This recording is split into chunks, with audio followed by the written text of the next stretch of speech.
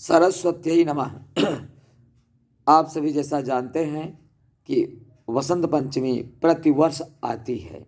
यह माघ मास के शुक्ल पक्ष में जब गुप्त नवरात्र होता है, गुप्त नवरात्र में पंचमी तिथि आती है, तब बसंत पंचमी का महापर्व मनाया जाता है। इस दिन माँ सरस्वती या वागेश्वरी देवी की जयंती होती है। माँ सरस्वती की जयंती के उपलक्ष्य को धूमधाम से लोग मनाते हैं। इस दिन विद्यार्थियों को क्या करना चाहिए उसके बारे में मैं आप लोगों को बताने जा रहा हूँ। समस्त विद्वान या माँ सरस्वती के उपासक या अध्ययन करने वाले छात्र, उन सब के लिए उपाय है। नंबर 1, माँ सरस्वती की प्रतिमा के सामने, अगर प्रतिमा नहीं है तो एक प्रतिमा ले आएं। कुछ नहीं है तो कैलेंडर में जो छपा हुआ होता है, कैलेंडर होता है, कैलेंडर में माँ सरस्वती की प्रतिमा छपी होती है, उसको फ्रेम में अच्छी तरह से सुरक्षित करा लें।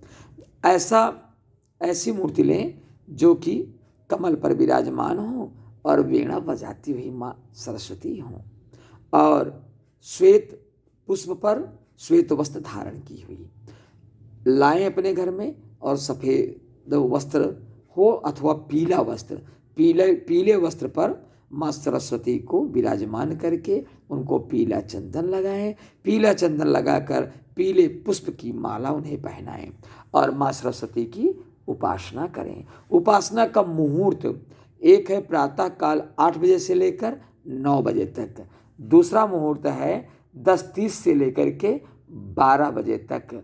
इस बार जो अभिजित मुहूर्त होता है, उस मुहूर्त में माँ सरस्वती का पूजन नहीं होगा, क्योंकि उस समय 12 बजे से लेकर के 31 बजे तक राहु काल रहेगा, दिवसात्मक राहु काल रहेगा। उस दिन बुधवार है इसलिए।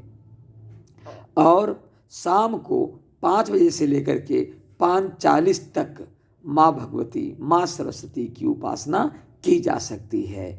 इस वर्ष बुधवार 14 तारीख यानी 14 फरवरी 2024 को वसंत पंचमी का महापर्व मनाया जाएगा।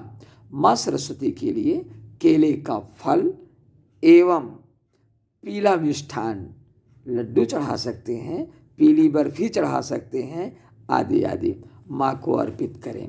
इस दिन समस्त छात्र लेखनी यानी कलम यानी पेन दुकान से लाएं और ला करके उसकी पूजा करें, उसमें कलावा बांधें, रोली लगाएं और माँ सरस्वती के चरणों में अर्पित करें और माँ सरस्वती से कहें, माँ भगवती, यह लेखनी मेरे लिए अत्यधिक अंक प्रदान कर्त्री बने और उस पेन से लिखें।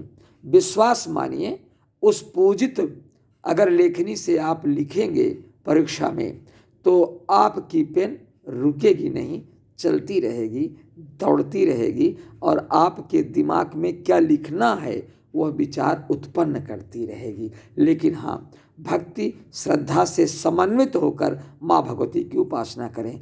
अगर और कुछ पूछना है, आप मेरे मोबाइल पर मेरे नंबर पर संपर्क कर सकते हैं। और पुनः आप सबको माँ सरस्वती की जयंती की अनंत शुभकामनाएं। नमो नमः।